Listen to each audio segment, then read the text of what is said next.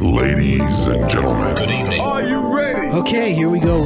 You're listening to the Deal Room Podcast. Join us as we bring you the inside scoop on business sales and acquisitions. Get across trends in the area and hear the industry's best recount their real-life tips, traps, and experiences. Now, here's your host, Joanna Oakey. Now, if you haven't listened to part one of this two-part series, I highly recommend that you go back and listen to part one, where we talked about why business acquisition is a killer growth strategy. We looked at alternative approaches to achieving growth, and we talked about the reasons why acquisitions create such an incredible opportunity. We also reflected on many factors that need to be considered in assessing the suitability of acquisition as a growth strategy for your organisation, and we looked at funding considerations and also a whole heap of examples of where this has been really successfully applied. But in today, as our second part of, and last part, of course, of our two-part series, we start off by drilling into the importance of understanding a broader scope of the market when dealing with acquisitions. We talk about how buyers can clearly understand what funding requirements they're going to need to make, not just for the acquisition, but also for working capital in the business moving forward. And finally, in this episode, we share with you the best actionable tips and takeaways to perfect the strategy of acquisition. So buckle in. Here we go again with our discussion with Simon Bedard of Exit Advisory and Nick Wormald of Grow Capital.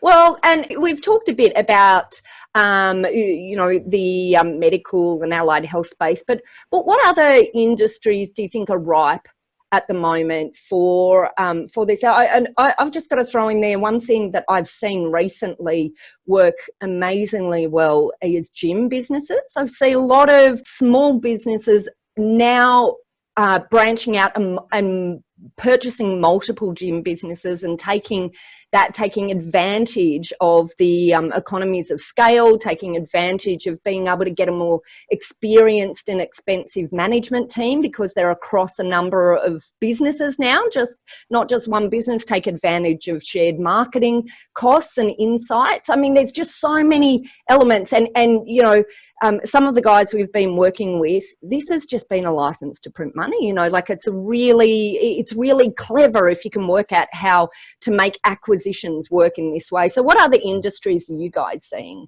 I'm seeing quite a lot, actually. I've seen anything from, furniture. I've seen engineering companies. I guess what I'm kind of curious about is what I think is the smarter sort of approach to acquisitions, right? We talked about a couple of different categories out there, but if I'm a business owner, and I am, but if I'm looking to go out there and acquire to grow, I guess what I'm trying to understand is, what does my market look like? What's my vertical industry chain look like? Upstream, downstream? What do my competitors look like? What do those complementary businesses look like? And I kind of want to understand a broader scope of the market, because at the end of the day, whichever way you go, there is an opportunity cost, all right? If I buy company A, it's highly unlikely I'm going to be in a position to buy company B for any time in the near future, right? You'll probably be tapped out on your finance. B, you're going through an integration process. C, you'll be doing a whole kind of reality check, I guess, on this new business, right? So, and that just takes time. So for me, I think it's more about looking at that market and going, well, which of these opportunities actually represents the best opportunity for growth? And that might be in top line revenue, but it might actually be in margin. It might give you growth in different areas. It might give you a different product suite that enables you to leverage into a different space. And I think a lot of this needs to come from the business owners because they know their sector best, right? Yeah. But I definitely think it's about understanding that in your market and then trying to pick your targets. Yeah. So I guess the first thing we're saying is acquisition is a killer growth strategy, maybe that businesses haven't considered before. But now you've got it in your mind that you understand there's some opportunity. Don't just rush headlong into it, because we're not saying acquiring anything is a good idea. We're saying, and there's a lot of statistics around, right, that say that I've seen many figures bandied about, but somewhere between 75 to 90% in any, sort of report I might read talks about the failure rate of acquisitions. And of course, in talking about that statistic, it assumes that you understand the difference between a successful acquisition and a failed acquisition as well.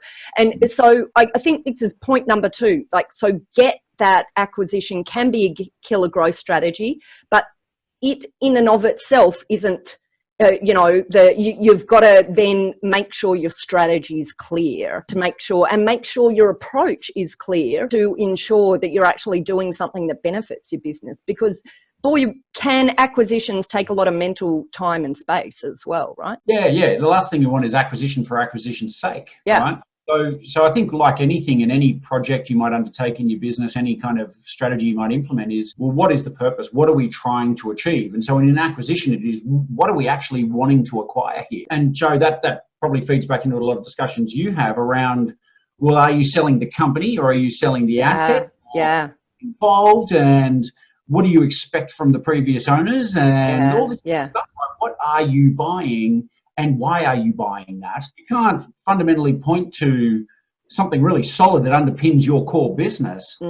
You should probably think about a different deal. Well, yeah, and you're absolutely right, because one of the things that we talk about with our clients is the importance of understanding what is the real asset in terms of what you're purchasing. Because it's not just good enough to go and say, I'm buying a business, I'm buying a share. So you have to understand what the value is that you want to get out of that, to ensure that that value transfers to the buyer. Because there's so many instances of deals that we've seen from afar where people just haven't asked this question and they haven't been able to make the most of the benefit, the value that they thought was in the business, because they've never articulated it and they've never worked out how that will actually come across. Absolutely, and a good question. I'm interested in Nick's perspective on this one, but one of the things I always see is, especially for people who haven't acquired businesses before, they can underestimate the amount of working capital and things like that you need in the business. They're looking at the purchase price. Let's put aside for a moment if there's actual stock in the business, even, because that adds additional complexity and working capital requirements. But let's say you're buying just a consulting business, people can underestimate how much working capital they need going forward to be able to continue funding that additional growth. And some of it might come from cutting a little bit of cost, but how do you continue to fund this trajectory? And Nick, I guess I'd be interested to know, do you get clients going through this process, and how do they generally miss this point? Do they end up coming back to you needing more, or? Yeah, look, it's a good point. Going back to my example of the manufacturer, so he wasn't purchasing EBIT or net profit. He was purchasing staff, equipment, and contracts. Yeah. So it was a way of him. He can now produce these frames for other framing manufacturers. He's got a staff that he can spread around his factory and improve the efficiency of the way his business is run. But it's going back to your point. There's a lot of business owners that we see looking to purchase are doing so just to basically put the net profit on their bottom line. So they just want to take that what they see as a profit and loss statement and increase the amount of profit that they've got in their business. And it's almost like a blinkered approach.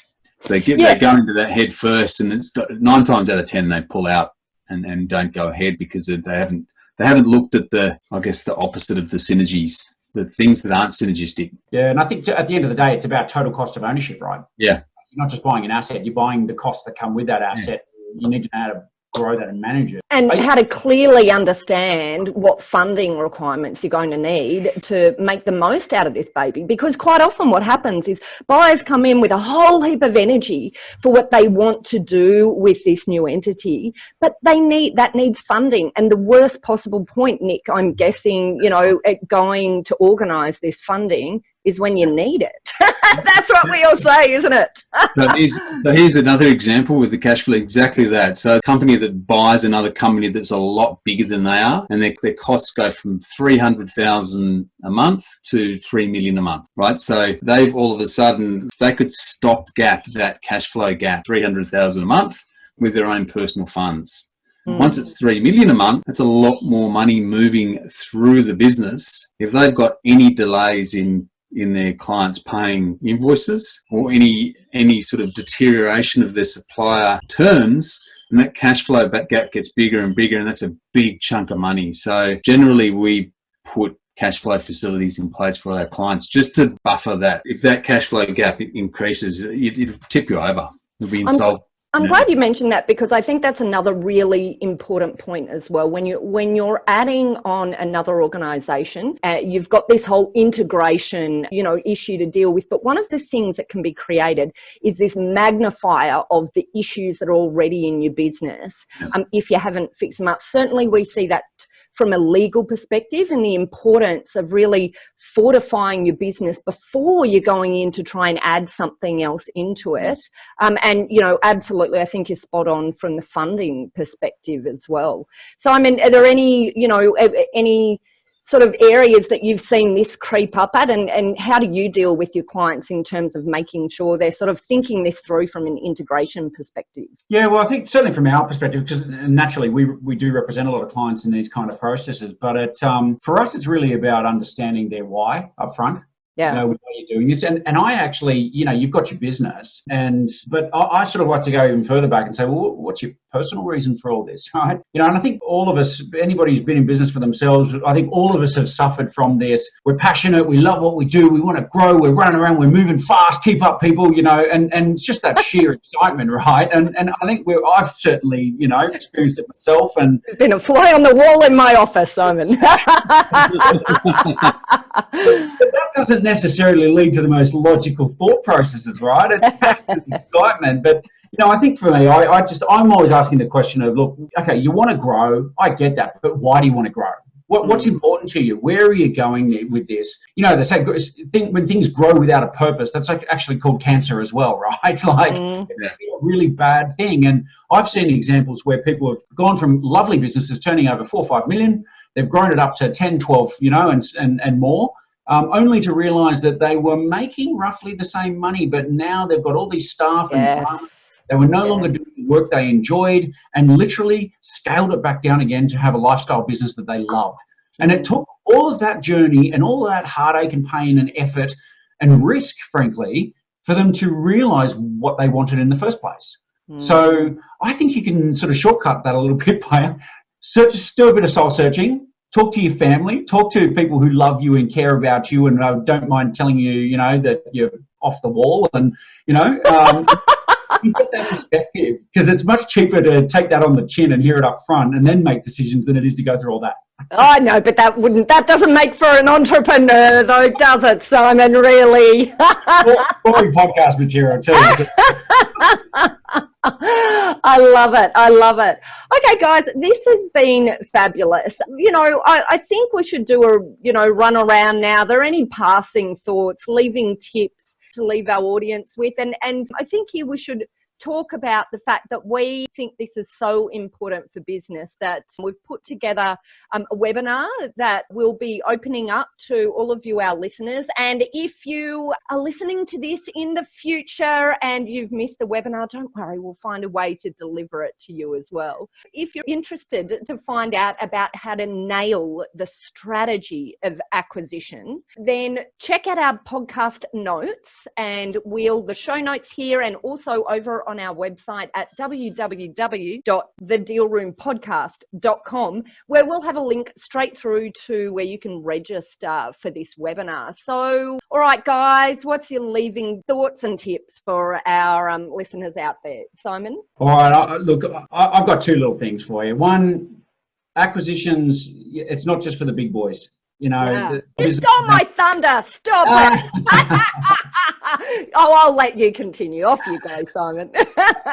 Acquisitions for small companies can be an enormously powerful way to grow your business. Enormously powerful. And the second point I'd make to it is just understand the process of it, because it can feel like a full-time job. So if you're going to try to do it all yourself, and that's fine if you feel you have the competence and confidence and time and all those things, but it takes a lot of time and a lot of effort. And frankly, when you're in the middle of a deal and it's your money on the line and things like that, it can get a bit emotional for you. Yeah. And so if you're not confident you can navigate that on your own, get some help.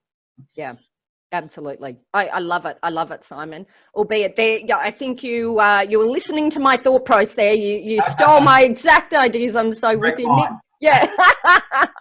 Nick, what about you? What's your Yeah. passing thoughts for our listeners? Yeah, Simon, you've nailed it. That's it. So Done. there's one thing that I see that breaks deals, people buying businesses. There's one single thing that I see, and that's when they're organising the finance after they found the business. It's the same as buying a house. You don't go and find the house and then go and look for the money. You find the money first, and then you go and buy the business. Do you know what? That's such a good point, because I've seen, in fact, we had a deal last week that fell over because for that exact reason. There are a couple of others as well, but that was one of the primary reasons, which can be heartbreaking for buyers because it gets really emotional. And, you know, it can, as Simon said, absolutely. And, you know, people listening to this might scoff at that idea, but it can be a big thought process, involve a lot of time and energy, but I see prospective buyers out there getting really attached to the deal before A, they've got their ducks in a line from funding,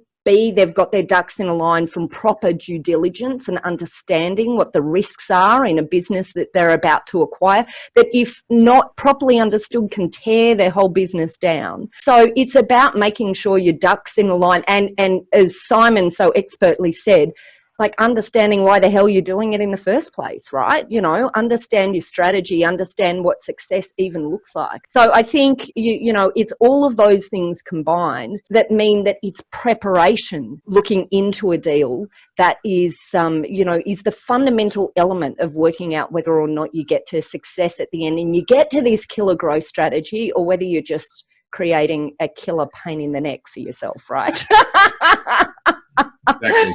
Oh, guys, this has been fabulous. I tell you what, I'm looking forward to a webinar with both of you. This is going to be exciting stuff. And on the webinar, you know, we'll be providing a lot of information about how, if you're looking at acquisition as a growth strategy, how you can turn that into a success, but also how you can understand strategy and make it work for you rather than against you. So I'm looking forward to it, guys. Thanks, Joe. Absolutely. Thanks, Joe. Brilliant. Okay, we'll see you there, and you listener, hopefully we'll see you there too. And as I said, have no fear. If you miss out on the live performance, you may not get to pick our brains and ask questions, but you'll certainly get to hear what we talked about and what everyone else asked on the webinar. Fabulous. Okay, wonderful, guys. Absolutely loved it. I'm sure we'll be back with both of you again soon. Thanks, Joe. Thanks, Joe. Well, that's it for our last part of our two-part series, all about why business acquisition is a killer growth strategy. I hope you found the content useful and informative. And if you'd like more information about this topic, or if you'd like to find out how you can get involved in the webinar that we will be hosting in just a few weeks' time, then head to your show notes or head over to our website at thedealroompodcast.com. Now, at that website, you'll also be able to download a transcript of this podcast episode if you'd like to read it in more detail. And you'll also, of course, be able to find out how to make direct contact with Simon Bedard of Exit Advisory or Nick Wormald of Grow Capital. At that website, you'll also be able to find details of how to contact our lawyers at Aspect Legal if you or your clients would like to discuss any legal aspects of sales or acquisitions. Of course, we've got a number of great services that help businesses prepare for an acquisition or for an exit, depending on what phase of the business life cycle they're in. We work with clients both big and small and have different types of services depending on size and complexity. So don't hesitate to book an appointment with our legal eagles at Aspect Legal if you'd like to find out how we might be able to assist. Well, that's it for today. Just wanted to say a very big thank you once again for listening in. You've been listening to Joanna Oakey and the Deal Room podcast, a podcast proudly brought to you by our commercial legal practice, Aspect Legal. See you next time.